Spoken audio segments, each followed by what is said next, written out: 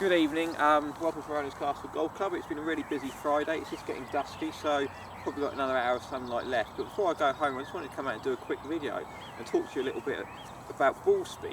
The reason I'm sort of touching on this subject this week is when I did the video showing people around the swing studio last week, I hit an 8-iron. Didn't really think too much about it. I just picked an 8-iron off the rack and hit it. And it went about 160 yards. And a few of you have emailed me and asked me the question is, how do I get 160 yards with an 8-iron with a relatively slow swing speed? Well, naturally I've got a slow swing speed. I've never been a massive hitter, but I've always been quite an efficient hitter.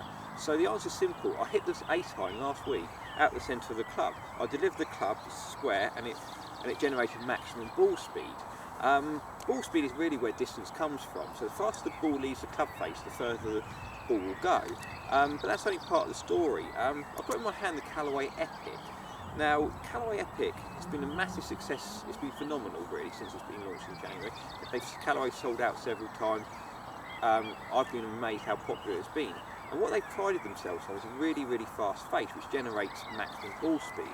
So what the clever designers at Callaway worked out was, if they put two rods, you'll see on the sort of pictures that I've included in the newsletter, they put two rods behind the face, which has made the face very fast. So what it's done, it's stabilised the crown and the sole of the club and created greater energy transfer into the ball. So so when you swing down, if you hit it out the centre, you get maximum ball speed from leaving the club. So it's a really easy club to actually sell. I know it might sound a bit contradictory to say, but when we do fits and when we work with golfers, when we put them on the launch monitor, it's really rather tangible that they can physically see that the ball leaves this club face faster than anything else on the market, and that results in greater distance. So we'll hit a couple of balls with the Epic. It's not a drive that I actually gained, but I'm really keen to see how it goes.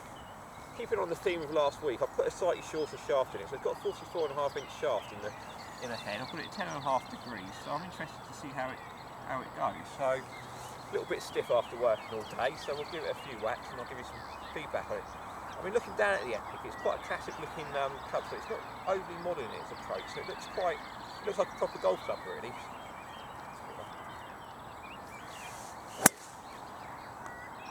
That was a bit of a terrible one to start, so we'll discount that one. Let's try and get a nice one away. A little bit of a skyrocket, that one.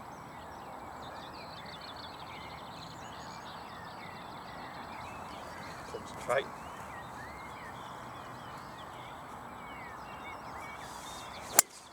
There we go. Still going, losing it slightly in the light. So what the launch monitor's told me is that that's gone at 264 yards, which is massive for me.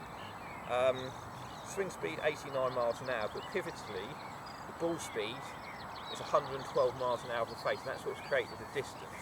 So as I say, I'm not a long hitter. 262 yards is pretty much my maximum. So that's a great first whack with it. I'm going to put it on slightly higher tee this time because that flew a little bit low for me. So let's get a couple going away.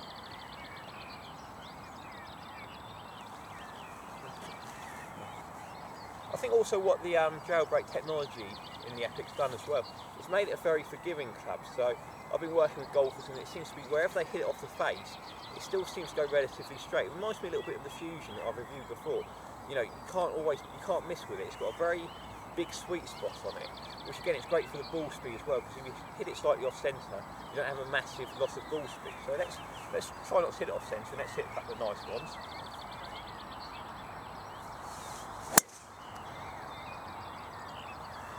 You can really sort of feel that jailbreak technology in the face. It hasn't, I don't know if the acoustics pick up that well, it's not one of these massively loud sort of noises. It's not like hitting a dustbin. It actually's got quite a dull feel off the face. I'm not sure whether I like that or not, but let's have a look where that one's gone. Well, that's gone slightly further still, but that's 267. So again, that's massive for me. That's further than I've gained my own driver. So licked that one a little bit to the right. So let's see if we can finish by splitting the fairway in half.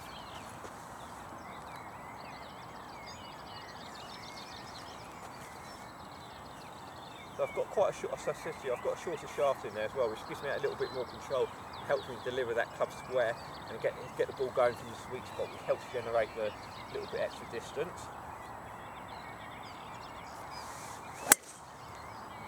If I laid into that, Yeah, that's straight down the middle. I'll take that all day long. So go, oh wow, 274. So again, that's massive for me, absolutely massive for me. Ball speed off the face, 119. And that's what's generated that extra distance for myself.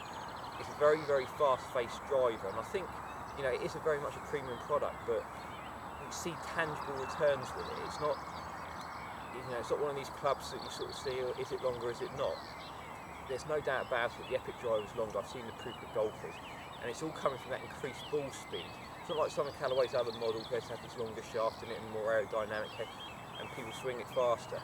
The actual ball's leaving the face of this Epic very, very fast. Not only for me, but for a lot of the golfers we work with. We've got a Callaway demo day next week on Wednesday. They have all the Epics for you to try. If you're looking for a driver that's got a, if you're struggling a little bit with your distance, you know, the Epic's a great option. Because not only is it long when you hit it off the centre, it's also got that slightly larger sweet spot as well. Loads of adjustability in there, so we can hopefully tune you in and get something really set up to help you. Got the sliding weight, it's got Callaway hosel that they've had in all their previous models, so we can open it up, close it in, loft it up, loft it down, etc. Great selection of shafts in here. I've got a Diamana shaft in here. Again, it's a light shaft, it's not a shaft I game normally, but been pleased with the results this evening. So hopefully see a few of you at the demo day next week. Hope you enjoyed the video. Make sure you click the like and comment underneath. Hope to see you at the club soon, guys.